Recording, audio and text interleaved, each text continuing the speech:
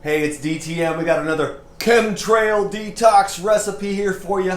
Basically, it's everything I got left in the fridge, but fortunately, I've always got a lot of medicine in the fridge in the form of fruits, vegetables, herbs. Can you dig it? Today, I've got a recipe that is absolutely epic, and the key ingredients is the cilantro, which you know detoxifies heavy metals, and they are a lot of heavy metals everywhere.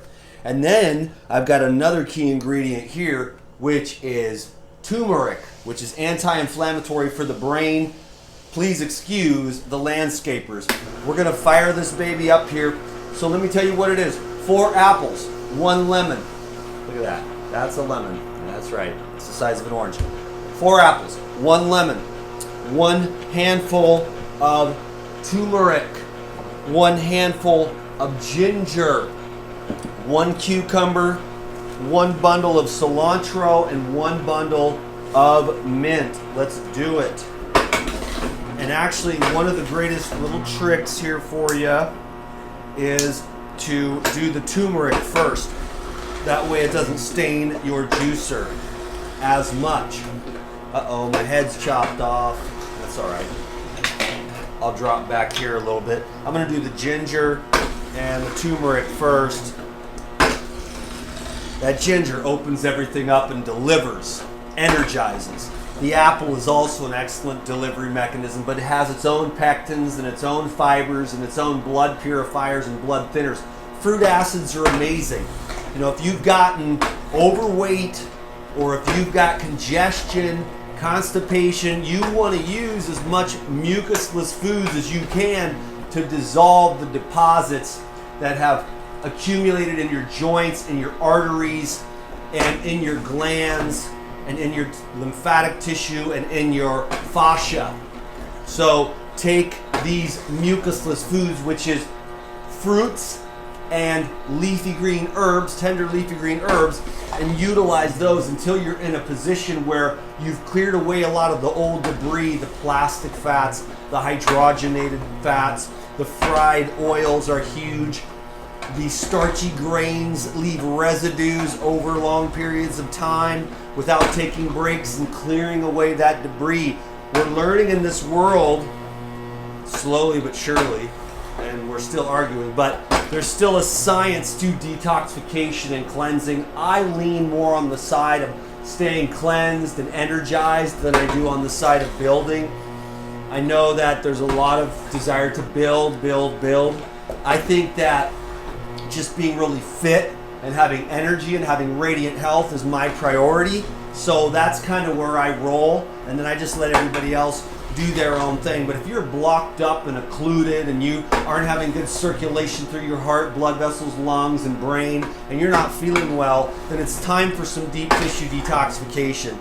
And staying on top of this stuff so that your brain can stay clear, your heart can stay pure, and your digestive system can stay healthy, because the digestive system is connected to the brain and the emotions. So if there's depression, then look to the gut and heal the gut and get the activity and the life force energy in your gut and make your gut the Garden of Eden. Most people are walking around with a seething bog in their gut, years and years of decaying waste and filth that is backed up because they've never done any detoxification deep tissue style. There's also a lot of chemicals and other types of toxins is the key buzzword to oversimplify it, but the layers and layers go on and on. There's hormone mimicking particles in plastics and all sorts of types of things, and fire retardants in the carpet and in the couch, and the list goes on and on. And the body is always trying to keep up. It's an amazing, miraculous machine. But every once in a while, it needs you to really get on board with a conscious detoxification, really giving the body a conscious break. And that can come in the form of dry fasting, water fasting, juice fasting, mono fruit meals, or even low sugar, low glycemic green juice detoxification, which I need to do for some of my clients. It depends on where you're at and how constipated you are. Once you get totally clean, you can pretty much eat anything you want without any problems. But you got to rebuild your gut microbiome. Right now, I am promoting and doing a video marathon for thriving in a dying world. And a lot of people are like, oh, that's so negative. The world's not dying. It's like, trust me, the world is dying. The ecosystem is dying. If you do the research that I've done, you see all the different reptilian species, amphibian species that are going extinct at a very rapid rate. Interestingly enough, the amphibians are going extinct faster than any other. But there are many plants, there are many other mammals, birds.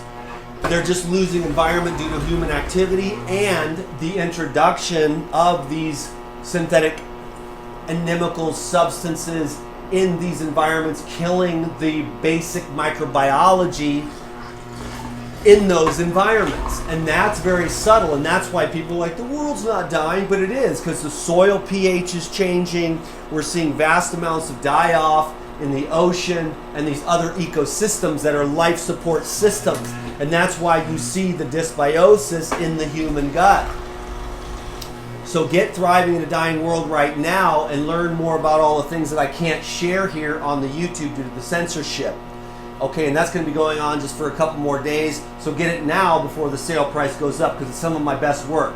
That's about 5 years of build-up, talking about how to survive and thrive in this world specifically. I went into some really great topics, and I've got some really great feedback. So illuminate your mind with some of this stuff that's, just not politically correct right now. And everything on the internet has to be politically correct, and it has to be coming from the, the mainstream media, the pharmaceutical companies, the corporations, anything that goes against their agenda, which is to pretty much enslave you and turn you into a dumbass who knows nothing. And that goes all the way back to public education.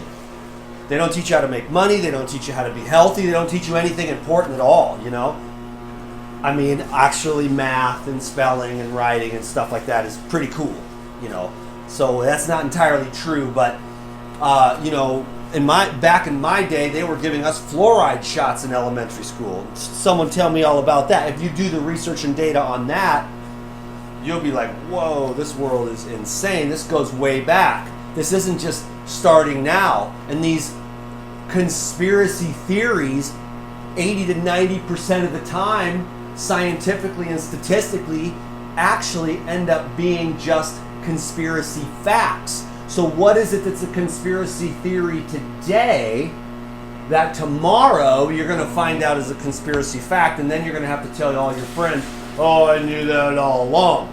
Well, you were you were one of the ones that was like, no way, they would never do that, they would never do this, safe and effective, blah, blah, blah. You've been totally brainwashed. And then when the collective masses all of a sudden look back and go, yeah, cigarettes do cause cancer in your lungs, after 80 years of these dudes are like, wait a minute, are you sure we should be combusting these chemicals in these cigarettes, Oh, they're wonderful, it's actually good for you. All pregnant mothers should smoke. My doctor smokes Camel. What does your doctor smoke? And then 80 years later, and then all the suppression of the information and the confusion. It's like, should I smoke? Should I not smoke? The common sense guy that was back there back then, he was like the Dan McDonald way back then. He's like, well, you really need your lungs, and burning those things up, it's so obvious that it's going to be creating toxins and carcinogens, and then you're going to have issues with your breathing, and your lungs are very sensitive. They should stay pink like a baby. That's why you want to breathe as much fresh air as you possibly can, and you use herbs like mint. Mint is actually incredible for your lungs. So these types of juices are just tonics. They're supplements. They have the living water, which washes away all the nanoparticulate, and you've got the cilantro, and you've got all the other herbs that are incredibly useful for that too, bringing in that chlorophyll and enhancing the microbiome. And that takes me all the way back to the fact that the environment on Earth is seeing diminishment. So to say the Earth is dying, it's a little bit depressing. And maybe it's more like the Earth is changing, but it's definitely not changing in a way that we want when every other person has cancer. 1 in 3 children by 2035 is going to have autism if we continue down this path. And the heart disease rates and the cancer rates are doing better than staying stable by actually increasing. So everything is increasing. Now that doesn't have to be your case, but you need the knowledge and the information to adjust. So back in the day, all my mentors that were 100 years ago or 60 years ago or whatever, there was a totally different world back then. So you got to stay up to date with what's going on with today's modern thinkers that are taking the ancient knowledge and applying it and make for the modern world and creating modern solutions so that you can adjust accordingly. Because if there's a problem, there's a solution, but not if you're not paying attention. If you're not paying attention, you're not going to know. And you're just eating the cheeseburger and drinking the alcohol, and that's ruining your gut. With the glyphosate, all the pesticides, the antibiotics, and all the drugs, recreational, pharmaceutical, and all the other things that everyone's doing to destroy their own inner environment. So we're destroying our own inner environment by our habits. Then we're allowing the outside environment to be destroyed as well, and we're not noticing it. The burning of the rainforest to grow cattle, for example, and many other hundreds of different variables that are taking place that are destructive to the underlying ecosystem of the earth and the stratosphere. So it's not really that big of a deal when you look at things that worlds have come and gone, universes have come and gone. They always will. But I am just speaking to the individual. Universes come and go, worlds come and go, it's no big deal. We are eternal beings. But you do want to learn the greatest knowledge that you can and have as much knowledge as you can to be a steward of the temple while you're here.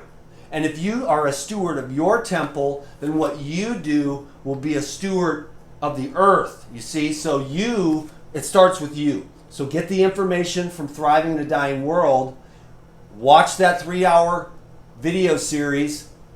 It's got a PDF so you can read it, MP3 audio download, and it's closed caption for the hearing impaired. We really went all out on this one.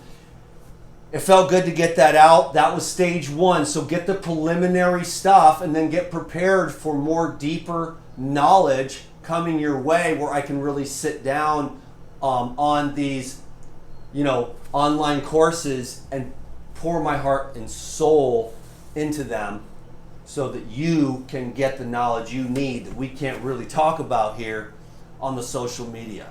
Okay, so thank you very much for watching this video, giving it a thumbs up, subscribing, commenting down below, and go check out Thriving in a Dying World. Watch the trailer or just go pick that up. It's $29, 100% money back guarantee.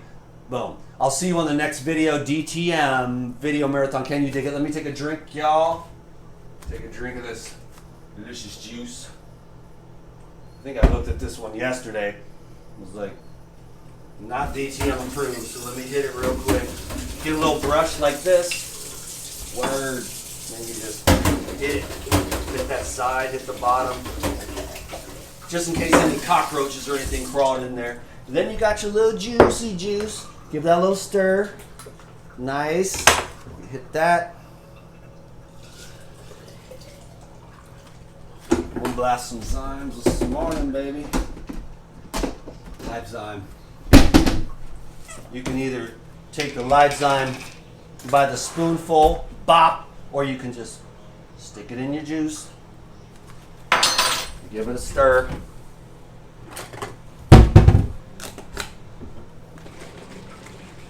And then see how it goes.